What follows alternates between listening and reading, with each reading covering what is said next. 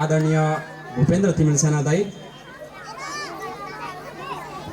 यस कार्यक्रमका सभापतिज्यू, प्रमुख अतिथिज्यू, विशिष्ट अतिथिज्यू, ड्यासमा आसीन सम्पूर्ण अतिथिज्यू, उपस्थित आदरणीय मेरा अभिभावक आमा बुवा दाजुभाइ तथा दिदीबहिनीहरू र साथै यो विद्यालयका गहना मेरा प्यारा विद्यार्थी भाइ बहिनीहरूमा सर्वप्रथम हार्दिक नमस्कार टक्राउन चाहन्छु। स्वीकार्नुहोस् नमस्कार।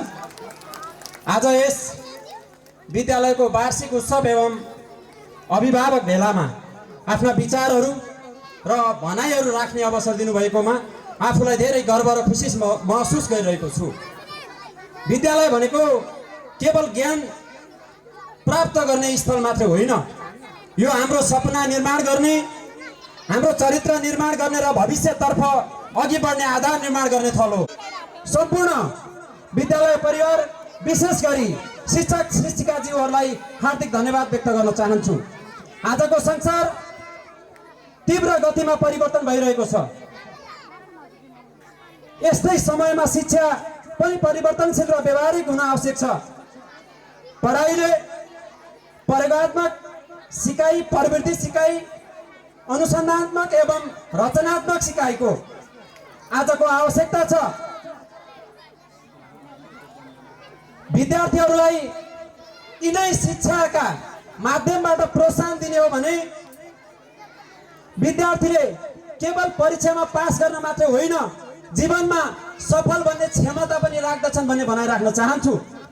र विद्यार्थीहरूको सानो अपेक्षा के हुन्छ भने विद्यालयमा सधैँ सकारात्मक, सुरक्षित र प्रेरणादायी वातावरण कायम रहोस्, खेलकुद, सांस्कृतिक कार्यक्रम र नेतृत्व विकासका गतिविधिहरू अझ विस्तारित गरियोस् भन्ने, विद्यार्थीहरूको प्रतिभा अझ राम्रोसँग उजागर हुनेछ भन्ने विश्वास राख्दछु। आदरणीय अभिभावकज्यूहरू, शिक्षक शिक्षिकाज्यूहरू र विद्यालय प्रशासन, यी तीनै पक्षको सहकार्य विद्यार्थीहरूको उज्जवल भविष्यको आधार हो।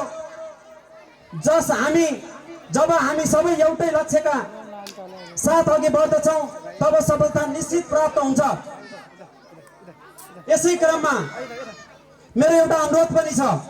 नेपालको प्रचलित कानुन बमोजिम, जुन कानुनले व्यवस्था गरे बमोजिम विद्यार्थीहरूले एउटा विद्यालयले दिनुपर्ने छात्रवृत्तिको संख्या प्रचलित कानुनले 10% बनाएको छ। आज यहाँ वडाध्यक्षज्यू पनि हुनुहुन्छ। म एउटा विद्यार्थीहरूको हक हितका निमित्त वकालत गर्दै हिँडिरहेको विद्यार्थी हुँ। त्यही अनुरूप म आग्रह गर्न चाहन्छु, प्रचलित कानुनले 10% छात्रवृत्ति दिने व्यवस्था गरेको छ, त्यो कार्यान्वयन होस्, म आग्रह गर्न चाहन्छु। अन्तमा विद्यार्थीहरूले मेहनत, अनुशासन र सकारात्मक सोचका साथ अघि बढेमा यस विद्यालयको नाम समाज र राष्ट्रभरि गर्वका साथ उज्यालो पार्न सक्नेमा म विश्वस्त छु। त्यसका लागि उदाहरण छ। यसै माटोबाट हुर्किएर मलाई लाग्छ उहाँ पत्तापुरतिर पढ्नु भएको हो, शैलेश्वरी बोहरा भन्ने दिदी हुनुहुन्छ। उहाँ आज नेपाल प्रहरीको डिएसपीमा कार्यरत हुनुहुन्छ। र त्यसै गरी चौरीबाट अमृता जैसी भन्ने दिदी हुनुहुन्छ, जो नेपाली महिला फुटबल टिमको राष्ट्रिय उपकप्तान हुँदै मलाई लाग्छ झन्डै 15 वर्ष उहाँले खेलकुदमा बिताइसक्नु भएको छ। र त्यसै गरी वर्षा बहिनी र भूमिका बुढाथोकी बहिनीहरू छन्। गायन क्षेत्रमा पूजा देवकोटा बहिनी छन्, उहाँहरूले र करातेमा मन्जु दिदी हुनुहुन्छ।